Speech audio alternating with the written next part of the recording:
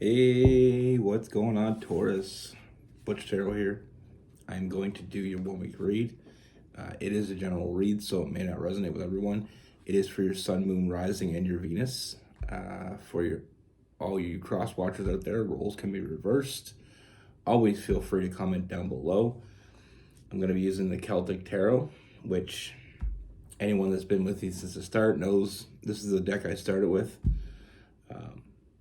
First time I did tarot, I just instantly connected to it and I just loved it. So it is definitely in my top three, probably my favorite. But with all that being said, let's get it. Universe, what message do we have for Taurus?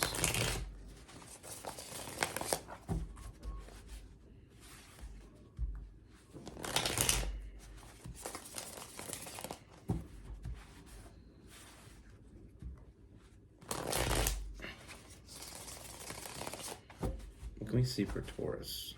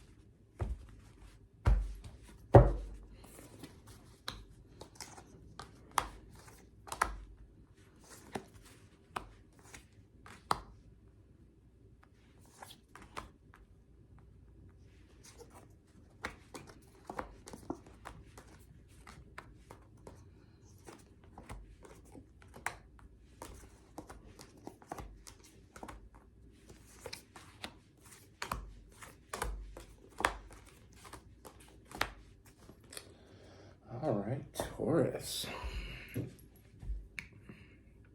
So the first thing I see, Taurus, I feel like there's this person, and I feel like this is someone that you already know. I feel like it's someone you work with, someone you go to school with, someone that I feel like you just have this connection with.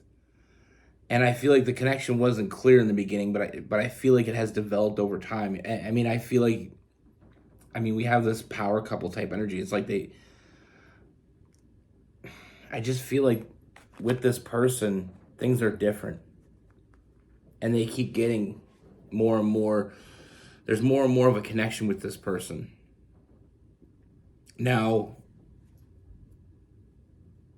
I feel like the more you get to know them, the more you realize that you're on the same page. And I feel like there is a lot of communication between you and this person.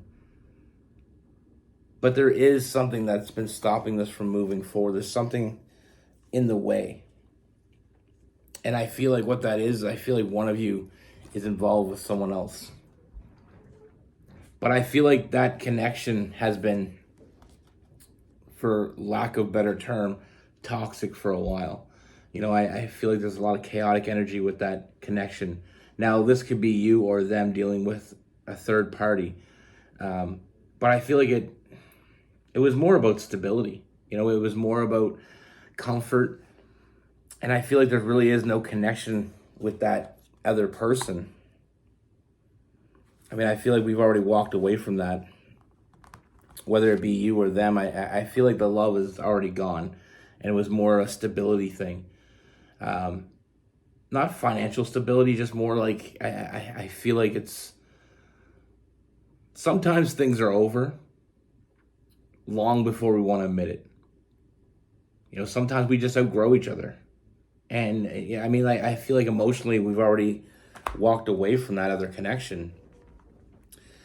Now, this is where I feel like, to say that there's room in the heart is kind of an understatement. I feel like,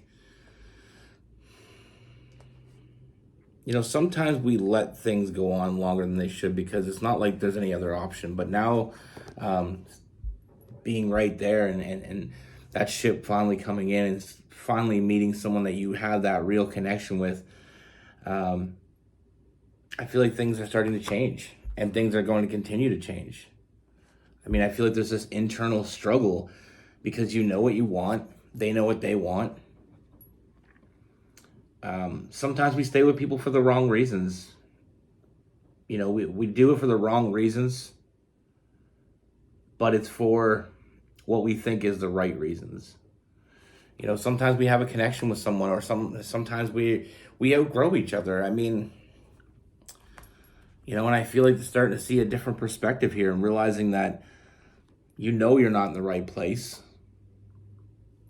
and you know where you should be and where you want to be. You know, seeing things in a different perspective and knowing what you want, like I said with that Two of Wands. But I feel like it's a hard shift. You know, that self-imposed prison, taking it all on yourself, that anxiety, the sleepless nights. It's like you know what you want, but you don't know how to get it, in a sense. You know, spending a lot of time in your head, or they're spending a lot of time in their head. The connection between the two of you and this person, is clear. And it's clear that this was meant to move forward. You know, I feel like you, like I said, you are on the same page. I feel like you have great communication, and I feel like there is some physical energy as well. The reason we haven't acted upon it is because, like I said, that third party. You know, sometimes we're loyal to the wrong people, or sometimes we hold on to things that are no longer doing us any good. But with that third party energy, I feel like, I mean, there's no love lost on either side. I mean, I feel like they both walked away from this, but they're still holding it together. And that's not what life is about. Life isn't about holding something together, especially when you know you shouldn't. You know, sometimes we do the right thing for the wrong reasons, and sometimes we do the wrong thing for the right reasons. But this is where this is taking us. I mean, I feel like this person, like I said, the person that you work with, the person that you're connected with, this newer person, I feel like you have a strong bond with them. You know, and I feel like I said, spending a lot of time in their head, because they know what they want. The heart wants what the heart wants. And not only is it the heart that wants, it's the physical, it's the mental, it's the emotional connection that you share with this person. You know, they think about you and only you. You know, and I feel like they have I mean, emotionally, I feel like they're already invested. You know, I feel like they're serious about this. You know, I feel like you inspire each other. We have that Ace of Wands. And I feel like you know that together you can get everything that you want. You know, you can have the stability, you can have security, you can have that emotional connection, you can have that mental connection, and also that physical connection. You know, I feel like there's already been some fantasizing about this moving forward, but there hasn't been really a lot of action. That's what I see changing. I see action. You know, I see getting to the point where you're feeling defeated, you know, because you know what you want, you know where you should be. Bags are already packed and at the door. That's the type of mentality I feel like with this past connection this person has, or that you have, depending on which side of this it lands on. You know, it's like I said, I mean, sometimes we know it's over long before we admit it. And some people stay with people because they're comfortable with them, not so much because it's love, you know, or there's any real connection. Sometimes we're just comfortable. And sometimes we have no reason to change that, but when the reason arises, we start thinking about things differently. You know, and I feel like I said, it's time to be honest with ourselves. It's time to be honest about the connection that we have currently. You know, and I've said this before, sometimes when we're, you know, if you get with someone when you're 16, what you both want may change by the time you're 20.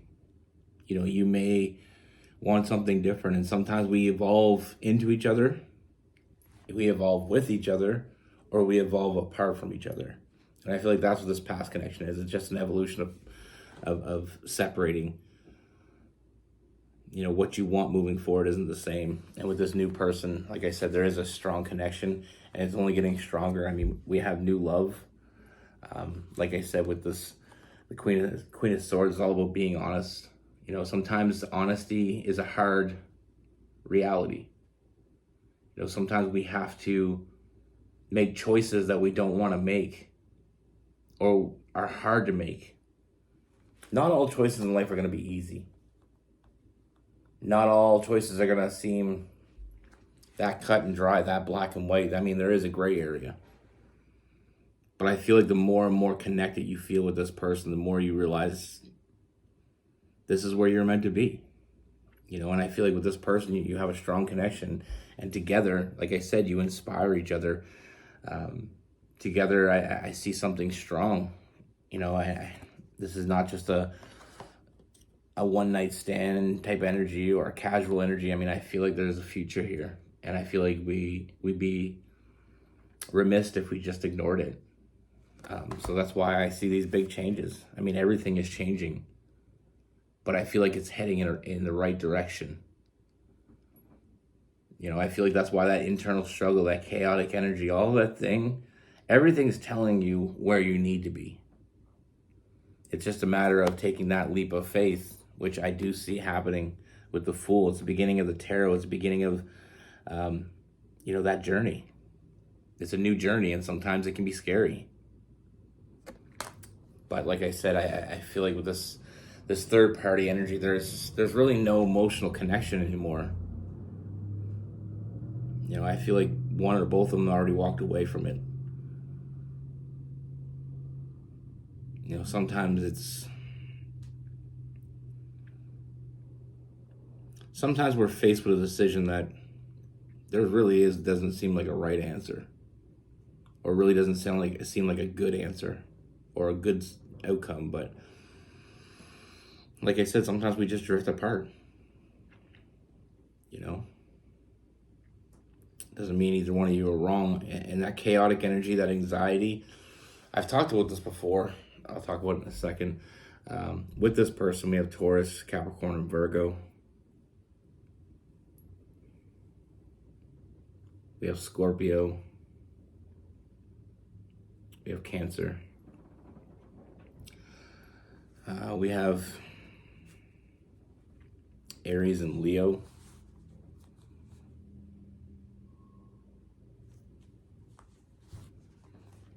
There's some Gemini as well. That's what I have for you. What I've talked about before is sometimes we have anxiety, and this is not putting all anxiety in the same box.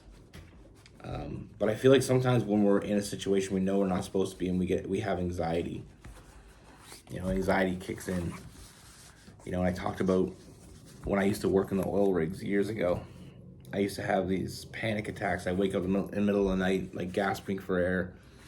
I have all these indications that something was wrong, but I couldn't figure out what was bothering me. And then I figured it out one day. And when I confronted it, things got a lot better. What my problem was is I didn't like my job. I didn't like the hours. I was working 16 to 18 hours a day, 4 weeks on, 4 days off. And I had my partner at home and our child, and she was handling too much, and I wasn't seeing my kid. And I didn't like that. I mean, what's the point of making a lot of money if you don't get to see the people you care about? And that's when it really started to hit. Like once I had my son, me and her had our son, that's when the anxiety started, because I was missing out.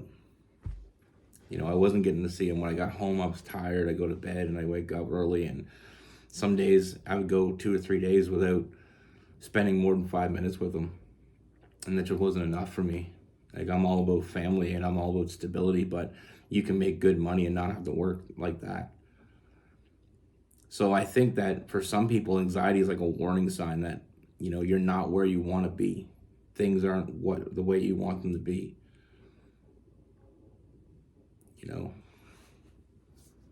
I mean, it happens, like I said, that's not an explanation for all anxiety. That's just an explanation that I have for my own. And I feel like I talked to other people about it and they had the same thing. One of my good friends, he was with this girl and they had a kid together, and, you know, she had cheated on him. But he tried to make it work. He tried to make it work because he believed in family. He believed in, we have a family, so we got to work for it. You got to put everything you have into it. And sometimes you have to forgive people. Now, I feel like he always had trust issues after that. And he started having anxiety really badly. Because he told me one day that the moment that she cheated on him, he couldn't look at her the same way anymore. So he wasn't in love anymore.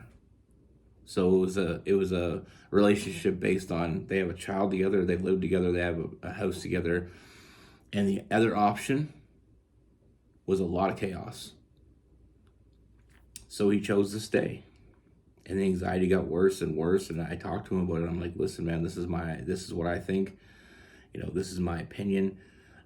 I dealt with anxiety, and I feel like it's kind of like an internal alarm clock saying, okay, wake up, wake the hell up. You know, this isn't where you want to be. So he eventually got his own place. And he said it still affected him a little bit when he first moved in, but he said within a month, it almost went away. Like once he finally got situated, they had the